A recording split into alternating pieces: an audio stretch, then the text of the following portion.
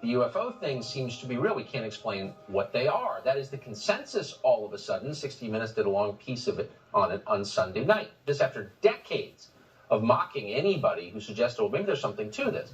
The consensus has changed. And more than any other person, Lue Elizondo is responsible for that. More than any other person, he's the reason we're having this conversation tonight. Elizondo spent nearly 2 decades in military intelligence before he was named director of the Pentagon's Advanced Aerospace Threat Identification Program. And ever since he's been pushing for transparency on this issue, we're honored to have him on tonight. Lue, thanks so much for coming. So we are getting this much anticipated report, June. The law requires the Pentagon to kind of fess up and say what they know. What are we going to learn, do you think, next month? Well, what we should learn is exactly that, what the U.S. government knows about this topic and has known for a while. It's a threat assessment that's supposed to be conducted at the unclassified level and then provided to Congress, which is a report that is expected to be comprehensive. And certainly that's a report that Congress deserves. Unfortunately, what we might get is something that is much more watered down. And I think from my perspective, that's probably the most concerning part of this. The last thing we need is more obfuscation. Well, that's for sure. It's infuriating even to think after 70 years of lying, they would continue to lie. So 2 questions. One, why? Why all the lying at this point? Yeah, well, first of all, why all the lying? Probably because certain elements in the Pentagon have backed themselves in a corner. They spent such a long time and amount of energy trying to obfuscate the truth from the American people that they backed themselves into a corner and they really don't know how to get out of it. And I think the more that we shine a spotlight onto this topic, the more people are going to realize that there really is something there. I think with the announcement of the new IG Inspector General evaluation into this topic, and more importantly, the last 3 years of Pentagon obfuscation, hopefully those elements of resistance in the Pentagon will realize that type of resistance at this point is rather futile. You worked for the U.S. government for decades. When we learned Sunday night that maybe pilots had seen these objects, unidentified flying objects, every day for 2 years in restricted airspace, the obvious response is, well, didn't that raise alarms? Wouldn't that scare the hell out of the Pentagon that their airspace was being violated? Why didn't... Yeah. I mean, you're absolutely were they afraid? Right. This is part of my what's frustration. The posture here?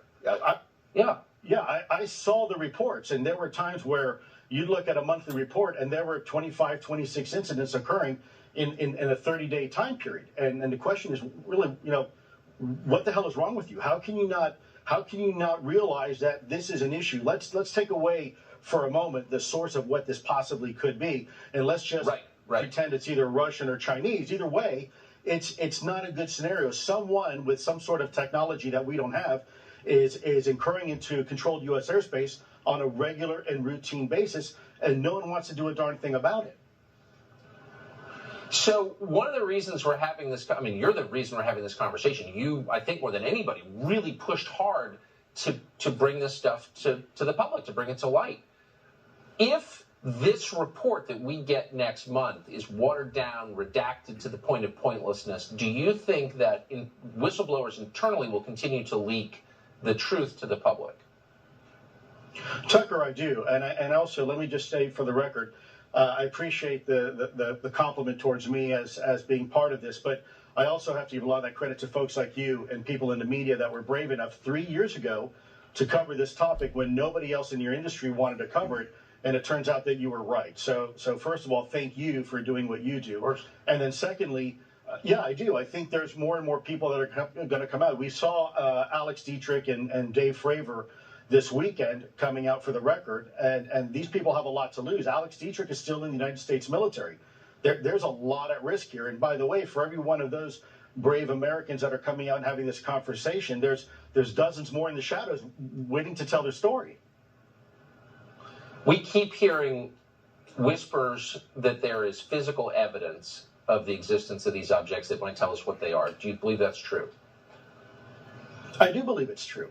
And I think we should be looking at this, and I think we should be more transparent with the American people. And the last thing we need to do is lie to the American people. I'll tell you one thing, Tucker, from my perspective, that type of position where you continue to lie to the American people and obfuscate is the reasons why people like me decide one day to run for Congress.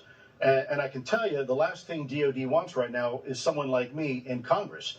But that's what happens when you're not honest and open and fair with people. You get what you pay for. Amen. I agree with that completely. Is there debris, do you believe, from any of these vehicles, whatever they are? Tucker, the United States government is in possession of exotic material, and I'll leave it at that. More analysis needs to be done. There's enough uniqueness about it where it demands additional analysis, additional expertise, and thankfully there are pockets in the U.S. government that are willing to have the conversation and conduct the analysis. I'm not going to say those right now, what those elements are, because I'm worried, frankly, for the same type of reprisal that I'm facing currently. But there are pockets of people that are willing to do the right thing, and fortunately, these individuals are patriotic and willing to do the job. Amen. It's all so crazy and amazing. Lue Elizondo, thank you so much. We'll see you again.